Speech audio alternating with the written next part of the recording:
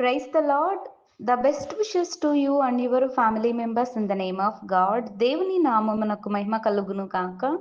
దేవుని నామం పేరిట మీకును మీ కుటుంబ సభ్యులందరికీ శుభాభివందనములు.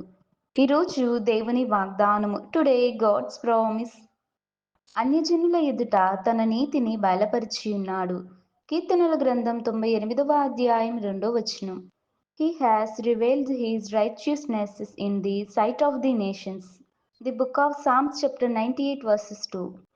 క్రీస్తునందు ప్రియమైన సహోదరి సహోదరులారా, ఈ శ్రేష్టమైన ఉదయకాల సమయంలోనూ దేవుడు మనతో తెలియచేస్తున్న మాట. దావీదు మహాభక్తుడు అంటున్నాడు, అన్యజనుల ఎదుట తన నీతిని బయలుపరిచి ఉన్నాడు అని దేవుడు తెలియచేస్తున్నాడు.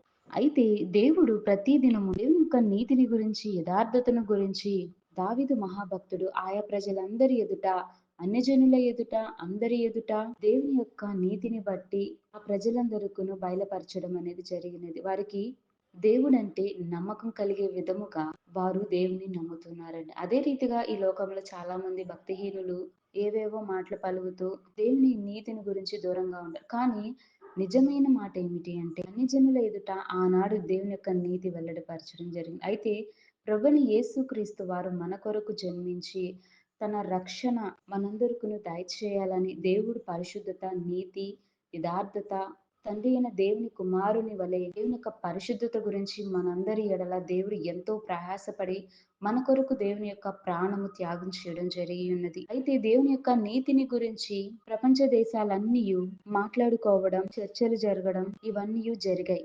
దేవుని యొక్క మహిమ ప్రభావములు, దేవుని యొక్క కృప మనందరికీ తోడుగా ఉంటుంది. అయితే ఈనాటి క్రైస్తవ ప్రపంచంలో అన్ని జనుల ఎదుట దేవుని యొక్క నీతిని చాలా మంది కించపరిచి మాట్లాడుతున్నారండి. కానీ వారు తెలుసుకోలేకపోతున్నారు దేవుడే నిజమైన దేవుడని, పరిశుద్ధుడని, దేవుని యొక్క రాకడ అతి సమీపంగా ఉంది అని. అన్ని జనులు అజ్ఞానుల వలె, భక్తిహీనుల వలె మాట్లాడతారు.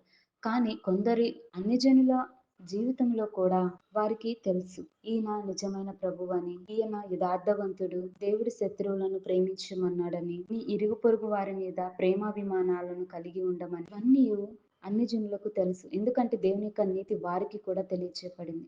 కనుక మనమంతా క్రైస్తవులైనటువంటి విశ్వాస జీవితంలో మన ఆత్మీయతను కాపాడుకుంటూ, మన ప్రవర్తనను సరిచేసుకుంటూ, దేవుని యొక్క నీతిని గురించి అన్ని జనుల ఎదుట యథార్థముగా పరిశుద్ధుడైన ప్రచారం జరిగేలా దేవుని యొక్క వాక్య పరిచర్య అన్నిటిలో దైవ జీవనులు ఏ రీతిగా అయితే దేవుని యొక్క సేవను చేస్తున్నారు, అదే రీతిగా మనము కూడా దేవుని యొక్క మాటలను గురించి మనకు తెలిసిన వారికి గాని, మన స్నేహితులకు గాని, దేవుడు అంటే తెలియని వ్యక్తులకు మనం దేవుని గురించి, దేవుని యొక్క పరిశుద్ధత గురించి, దేవుని రక్షణ గురించి, మన కొరకే యేసయ్య పుట్టాడు అని మనమంతా ప్రచారం చేయాలి. కనుక ఈ వాక్యం అంతటిని దేవుడు దీవించును గాక.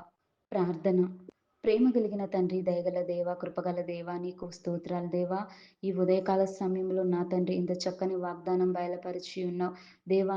ఈ వాక్యమును అన్ని జనులకే కాకుండా ప్రతి ఒక్కరికి ఎవరైతే ప్రభా నీ నీతిని ఏగకుండా జీవిస్తున్నారు వారందరికీ నీ దేవా, నీ రక్షణ భాగ్యం వారికి దయచేయండి.